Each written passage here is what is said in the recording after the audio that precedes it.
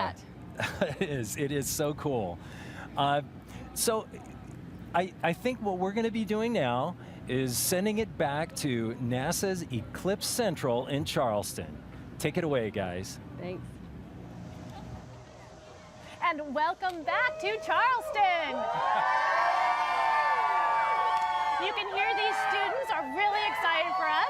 And I gotta tell you, I had the chance to interview some of them just a few days ago. The College of Charleston students are excited, and I wanted to find out what they knew about the eclipse. Let's watch the video.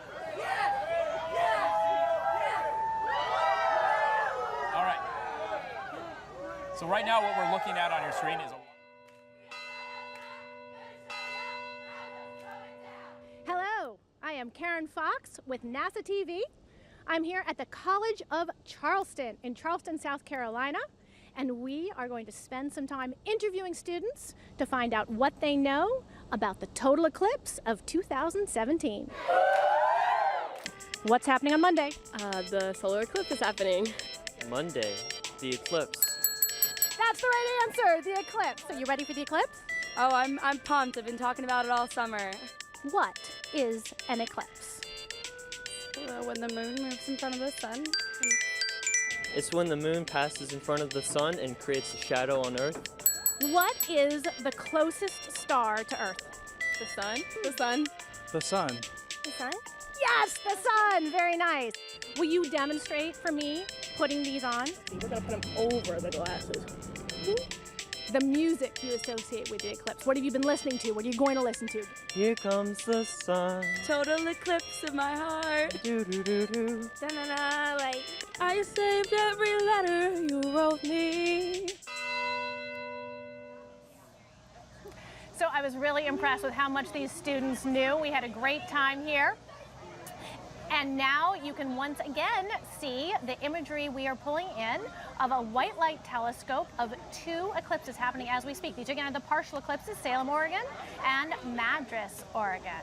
right. As you can see, it's quite an image as that moon continues to progress. Transit is the term over the surface of the sun, getting closer and closer toward totality.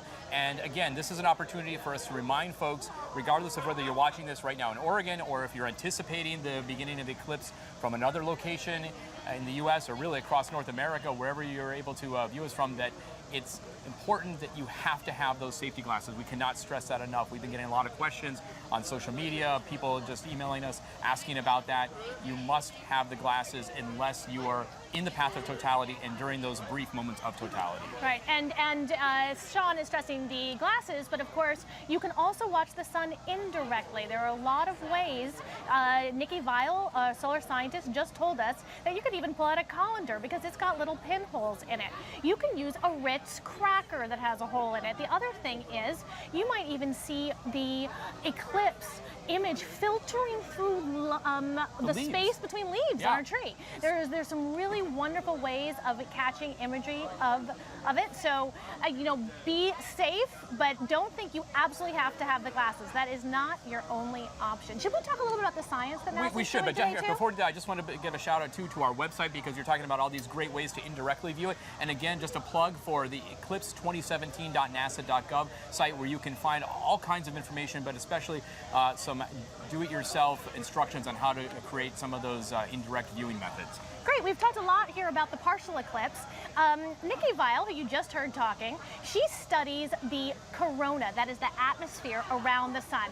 And she was telling me just the other day how excited she is that she is going to be able to see that with her naked eye during the actual total solar eclipse. So that's what's interesting. We can only see that normally from space with our space telescopes. Right, and even with that, I was talking to one of the heliophysicists back at NASA headquarters in Washington, D.C. Recently about this, that even with those artificial eclipses that they create from the coronagraphs, they're called, in space, it doesn't give you the same viewing opportunities that we have with a natural eclipse like we're seeing now. That there's actually a couple different layers of the sun's corona. We have the outer corona and the inner corona, and because of the way those coronagraphs work, they do not allow a good image of the inner corona, the part that's really close to the sun's surface. Only the outer corona. It's only during an actual natural total solar eclipse like we're viewing today across the country, that scientists, heliophysicists, and others, and just the general public are able to see the entire corona, and that really gives them a lot more information. And remember, for these scientists, no matter where they are, they only have that brief, maybe 2 minutes, maybe 3 if you're really lucky, right in the center line of totality, to see the entire corona and get those measurements. Yeah,